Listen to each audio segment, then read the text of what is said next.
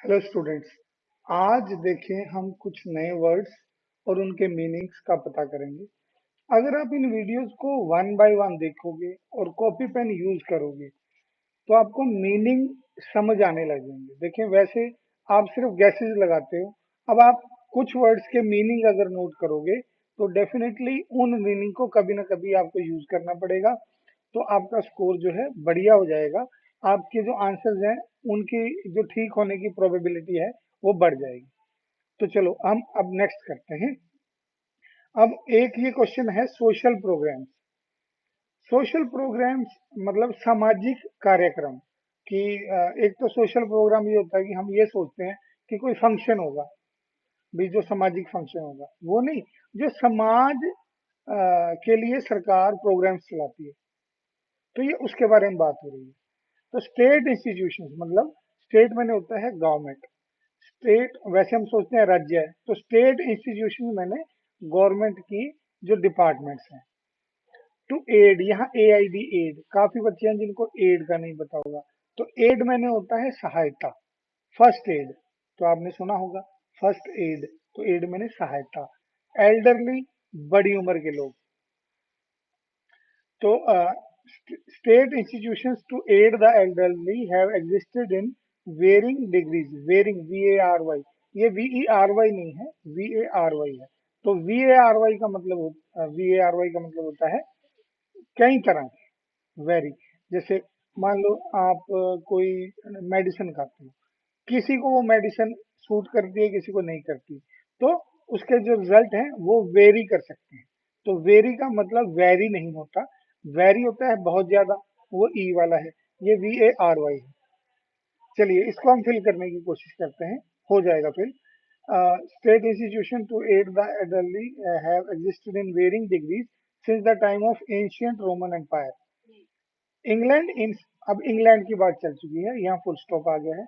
England in 1601 dash the poor law. अब poor law England ने 1601 में क्या किया? रिजेंट, यहाँ रिजेंट का मतलब होता है नाराजगी, नाराज हो जाना।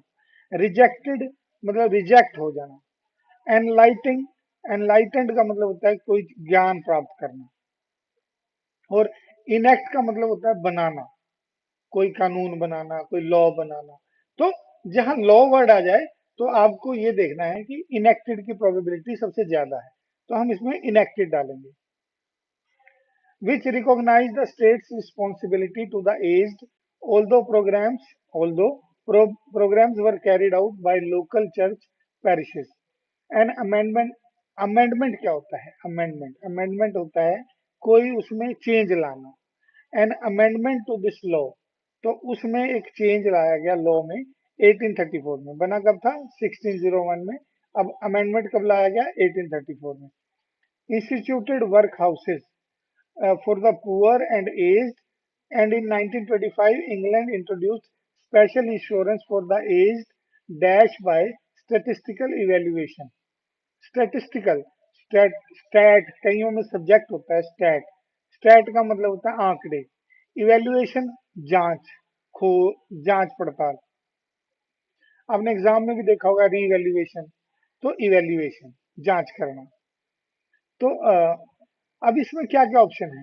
Regulated, speculate, proliferate and articulate. अब मैं इन चारों के मीनिंग आपको बताता हूँ। रेगुलेटेड होता है या तो किसी चीज को कंट्रोल करना, आपने गैस में रेगुलेटर, रेगुलेटर देखा होगा। और रेगुलेटेड का मतलब कोई चीज को कंट्रोल करना, तो रेगुलेटेड या कोई नियम बनाना भी होता है। स्पेकुलेट, गैस करना, अनुमान लगाना।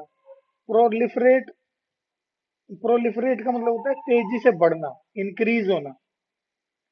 आर्टिकुलेट, एक्सप्लेन करना, व्याख्या करना। तो यहाँ रेगुलेटेड ज्यादा अप्रोप्रिएट बन रहा है, बनाना या कंट्रोल करना। इन दोनों को अगर हम इसमें फिट करते हैं, इन दोनों हिंदी मीनिंग्स को, तो ये ज्यादा अप्रोप्रिएट हमें लगता है। In 1940, programs for the aged came under England's welfare state system. In the 1980s, Otto von Bismarck in Germany, अब जर्मनी की बात चली, इंग्लैंड से हम जर्मनी आ गए। Introduced old age pensions whose model was followed by most other western European countries. कहने का मतलब है कि जर्मनी ने कोई पेंशन स्कीम चलाई जो काफी वेस्टर्न, जो बाकी ज्यादातर वेस्टर्न कंट्रीज थी उन्होंने भी फॉलो की, यूरोप की। The United State was one of the last countries to dash such program, कि यूएस, यूनाइटेड स्टेट मैंने अमेरिका, वो आखिरी देशों में था टू डैश सच प्रोग्राम, जो इन प्रोग्राम को क्या किया जिसने, उसने, हमारे पास ऑप्शन क्या है, रेस्टिट्यूट, इंस्टीट्यूट, डेस्टिट्यूट, सब्स्टिट्यूट। देखो, सब्स्टिट्यूट आपको पता होगा, सब्स्टिट्यूट का मतलब होता है कि एक चीज के बदले में दूसरी। जैसे प्लेयर, हम क्रिकेट मैच खेल रहे हैं तो एक प्लेयर इंजर्ड हो जाता है तो उसकी जगह जो प्लेयर आ जाता है उसको सब्स्टिट्यूट कहते हैं। डेस्टिट्यूट का मतलब होता है जिसके पास कुछ ना हो, घर बार ना हो, पैसा ना हो, चीजें ना हो, तो उसको कहते हैं डेस्टिट्यूट। और इंस्टीट्यूट, हमें लगेगा कि इंस्टीट्यूट तो उसको कहते हैं जैसे हम कॉलेज में जाते हैं, इंस्टीट्यूट है। इंस्टीट्यूट का मतलब बनाना भी होता है, किसी चीज का गठन करना भी होता है। तो तो यूनाइटेड स्टेट में ये आखिरी देशों में था जिन्होंने इस तरह का प्रोग्राम बनाया। तो इंस्टीट्यूट इसमें वर्ड आ सकता है। ये ना सोचना कि इंस्टीट्यूट जो है वो किसी इंस्टीट्यूट का नाम है, यहाँ किसी चीज का गठन करना भी इंस्टीट्यूट होता है। Not until the social security act of 19 in the relieve hardship by great depression. देखो, ग्रेट डिप्रेशन, अब ये डिप्रेशन दिमाग वाला डिप्रेशन नहीं है। यहाँ डिप्रेशन का मतलब मंदी होता है, जब मार्केट में चीजें ना चल रही हों, स्लो हों, तो उनको हम डिप्रेशन भी कहते हैं। मतलब जब इकोनॉमिक एक्टिविटी कम हो जाए उसको कहते हैं डिप्रेशन। तो great depression but the elderly granted old age pension. For the most part, these trade programs while dash some burdens of aging। burden का मतलब होता है बोझ, burden, एजिंग, एजिंग का मतलब होता है एज होना, बुढ़ापा होना। तो एजिंग का मतलब उम्र बढ़ना, बुढ़ापा होना। तो while dash some burden of aging, बुढ़ापे के कुछ बोझ को उन्होंने क्या किया, देखते हैं। कॉन्टेमिनेटिंग, कॉन्टेमिनेटिंग क्या होता है, प्रदूषित करना। कोई प्योर चीज है, आपने दूध लिया है उसमें पानी डाल दिया तो दूध क्या हो गया, कॉन्टेमिनेट हो गया।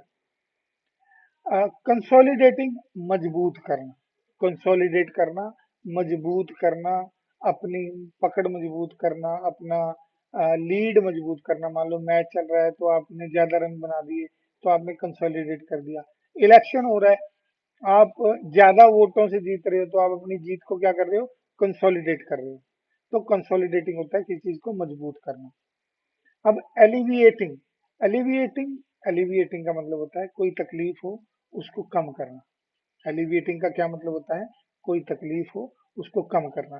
तो अब बर्डन, बुढ़ापे के बर्डन को क्या करेगा वो, एलिविएटिंग करेगा, मतलब एलिविएट करेगा, जो उसके तकलीफ को कम करेगा। तो आगे, still do not bring older people to level of income comparable to younger people. मतलब उसने कुछ बुढ़ापे की उसको दिक्कतों को कम तो किया, बर्डन्स को, लेकिन वो जो यंग लोग थे उनके लेवल की जो इनकम थी उस लेवल पे उन लोगों को नहीं लेके आया। ब्रिंग मैंने लेके आना, तो नहीं लेके आया। तो आगे वाली लाइन का ये मीनिंग है। बट एलिविएटिंग का मतलब होता है कम करना, किसी प्रॉब्लम को कम करना। तो आई होप अगर आप इन वर्ड्स को लिखोगे तो आपको ये वर्ड्स के मीनिंग पता चलेंगे, और आप जब भी इसको दोबारा दोबारा सुनोगे तो डेफिनेटली आपको ये वर्ड याद रहेंगे। तो आप देखोगे कि ये सही है।